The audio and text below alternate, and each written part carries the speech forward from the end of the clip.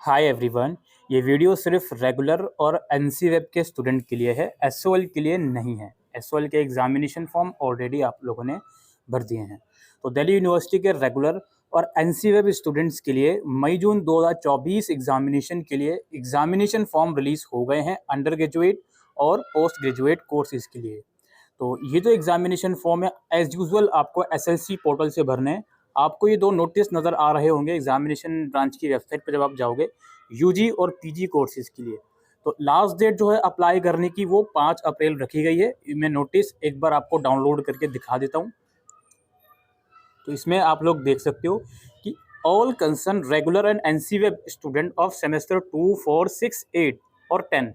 भाई 8 और 10 उनके लिए होता है जिनका 4 साल या 5 साल वाला प्रोग्राम है, तो कन्फ्यूज़न तो यहाँ पे होनी ही नहीं है। अंडर ग्रेजुएट प्रोग्राम के along with essential repeat improvement and x student of semester 2, यानी कि ऐसे स्टूडेंट जो जिनका ईआर आया हुआ है सेमेस्टर 2, 4, 6 या 8 में सीबीसीएस के अंदर या एनईपी के अंदर भी, तो उनके लिए 2023-24 सेशन के लिए एग्जामिनेशन फॉर्म रिलीज हो गए हैं, जिसकी लास्ट डेट जो है वो आप लोगों की 5 अप्रैल 2024 है। अब दिक्कत सबसे बड़ी ये है, यहाँ पर दिसंबर जनवरी लिख दिया गया है जो कि मई जून 2023-24 होना चाहिए था, बट कोई नहीं, अब हो जाती है मिस्टेक, यूनिवर्सिटी है। अब यहाँ पे आपको एग्जामिनेशन फॉर्म एसएलसी पोर्टल से भरना है भाई। एसएलसी पोर्टल पर मैं आपको लिए चलता हूँ। अभी मैं ये वीडियो रिकॉर्ड कर रहा हूँ दोस्तों, जो एग्जामिनेशन फॉर्म 15 मार्च को। अभी एग्जामिनेशन पोर्टल पर एरर चल रहा है फिलहाल, तो हो सकता है आपके डैशबोर्ड में एरर ना हो तो भर दीजिएगा, अदरवाइज थोड़ा सा 3-4 दिन वेट करके फॉर्म भरिएगा। उनका भी यहाँ पर नोटिस आया हुआ है, इसको आप रीड आउट कर सकते हो, ठीक है। इनका भी एसएलसी पोर्टल से फॉर्म भरा जाएगा और जो भी सारी चीज़ें हैं 5 अप्रैल लास्ट डेट है। अब हम चलते हैं एसएलसी पोर्टल की ओर। ये एसएलसी पोर्टल है दोस्तों। यहाँ पर आप क्या करना है जी, देखो आपको इनरोलमेंट नंबर और पासवर्ड के थ्रू साइन इन करना है, क्योंकि ऑड सेमेस्टर में ऑलरेडी आपने फॉर्म भरा होगा, तो इनरोलमेंट नंबर और पासवर्ड तो आपको पता होगा। अगर नहीं पता तो ये रीसेट पासवर्ड का ऑप्शन है, यहाँ जाकर पासवर्ड रीसेट कर लीजिएगा और फिर यहाँ पर अपनी यूज़र नेम और यानी कि इनरोलमेंट नंबर और पासवर्ड के थ्रू लॉगिन करने के बाद कुछ इस तरह का इंटरफेस आपके सामने आएगा। अब आपको 2 चीज़ें करनी होती है। पहला काम आप लोगों का ये होता है, कोर्स सिलेक्शन वाले ऑप्शन पे जाओ और अपने पर्टिकुलर सेमेस्टर के कोर्स सेलेक्ट कर लो। और फिर दूसरा काम आपका ये होता है, एग्जामिनेशन फॉर्म वाले ऑप्शन पे जाओ और अपना फीस पेमेंट कर दो। 2 चीज़ें करनी होती है। अब फिलहाल जो एरर चल रहा है वो भी मैं आपको दिखा देता हूँ। सबसे पहले हम जाएंगे कोर्स सिलेक्शन वाले ऑप्शन पर, यहीं पर आपको क्लिक हेयर पे क्लिक करना है अपने प्रोग्राम के नीचे। उसके बाद आपको अगले पेज में ऊपर आपकी कुछ पर्सनल डिटेल दिखाएगा, नीचे आपके प्रीवियस सेशन के कोर्स दिखाएगा और यहाँ पर शो करेगा click here to select your course. इस पर क्लिक कीजिए। अब देखिए जो मैं एरर की बात कर रहा था वो क्या एरर है। अब ये एनईपी वाले बच्चे का डैशबोर्ड है। 3 सब्जेक्ट तो उसके पॉलिटिकल साइंस में कॉमन है, कोई दिक्कत नहीं है जी। अब बाकी के 4 सब्जेक्ट इसको चूज कर रहे हैं, जिसमें जनरिक इलेक्टिव हो गया, एबिलिटी एनहांसमेंट हो गया, सेक हो गया और वैक हो गया। तो यहाँ देखिए, यहाँ पर सिर्फ जनरिक का ऑप्शन आ रहा है, नीचे 3 और सब्जेक्ट जो इसको चूज करने हैं उसका ऑप्शन नहीं आ रहा। तो इस एरर की मैं बात कर रहा था दोस्तों, ये एरर फिलहाल यहाँ पर चल रहा है।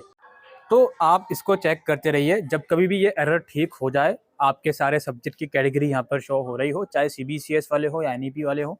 सीबीसीएस में आई थिंक 4 सब्जेक्ट होते हैं या एनईपी में 7 सब्जेक्ट होते हैं, तो वो सब कुछ सही हो जाए तो सब्जेक्ट बिल्कुल कोड वाइज बिल्कुल करेक्टली सेलेक्ट कीजिए। अपना कोड अपने कॉलेज के प्रोफेसर से पूछ लीजिए या फिर अपने कॉलेज आईडी लॉगिन में देख लीजिए और उसको यहाँ पे करने के बाद इस सबमिट वाले ऑप्शन पर आप क्लिक करोगे, ठीक है। और सबमिट वाले ऑप्शन पे क्लिक करके एक बार पूछेगा फाइनल सबमिट एटसेट्रा, उस पर आप क्लिक कर दो। उसके बाद दोस्तों फिर अगले स्टेप में क्या होता है, आप इस वाले लिंक पर जाते हो फॉर एग्जामिनेशन फॉर्म। इस वाले लिंक पर आप जाओगे तो यहाँ पर आपको दिखा देगा click here for examination form. यहाँ पर आप जाके अपना जो भी आपने सब्जेक्ट सेलेक्ट करा होगा उससे आगे टिक कर दीजिएगा। प्लस, और ये प्लस बहुत इंपॉर्टेंट है, अगर आपका प्रीवियस किसी इवेंट सेमेस्टर में, यानी कि जो बच्चे सेमेस्टर 4 का फॉर्म भर रहे हैं उनका अगर सेमेस्टर 2 में, या जो बच्चे सेमेस्टर 6 का फॉर्म भर रहे हैं उनका अगर सेमेस्टर 4 में ईआर का केस है, तो वो भी इस वाले स्टेप में सब्जेक्ट सेलेक्ट होगा। तो be very careful while selecting your subject. तो इस वाले स्टेप में सब्जेक्ट के आगे आपको टिक करना होगा एग्जामिनेशन फॉर्म पे जाने के बाद। देन शायद आपसे पीडब्ल्यूडी का पूछा जाए, उसको सेलेक्ट कर लीजिएगा। देन आप एग्जामिनेशन फॉर्म की जो पेमेंट वगैरह है वो कर लीजिएगा। अब यहाँ पर एक चीज़ और समझ लीजिए, पेमेंट जब आप कर देते हो, पेमेंट करने के बाद अगर आपका इमीडिएटली रिसिप्ट नहीं आता और पैसे कट जाते हैं, तो एक बार और पेमेंट का जस्ट ट्राई करो, दैट्स इट। दोबारा पेमेंट करनी नहीं है, जस्ट दोबारा पेमेंट का ट्राई करना, जैसे ही आप ट्राई करोगे तो वो आपका पेमेंट रिसीव कर लेगा, देन आप अपना एक्नॉलेजमेंट या फी रिसिप्ट डाउनलोड करके रख सकते हो। तो ये आज की इस वीडियो में अपडेट थी एग्जामिनेशन फॉर्म से रिलेटेड, दिल्ली यूनिवर्सिटी के रेगुलर और एनसी वेब के यूजी और पीजी प्रोग्राम से रिलेटेड, इंक्लूडिंग वो बच्चे जिनका एडमिशन 2019 से हुआ है या 2023 तक हुआ है। आई होप ये जानकारी आपको यूजफुल लगी हो, तो वीडियो को शेयर कीजिएगा। Thank you.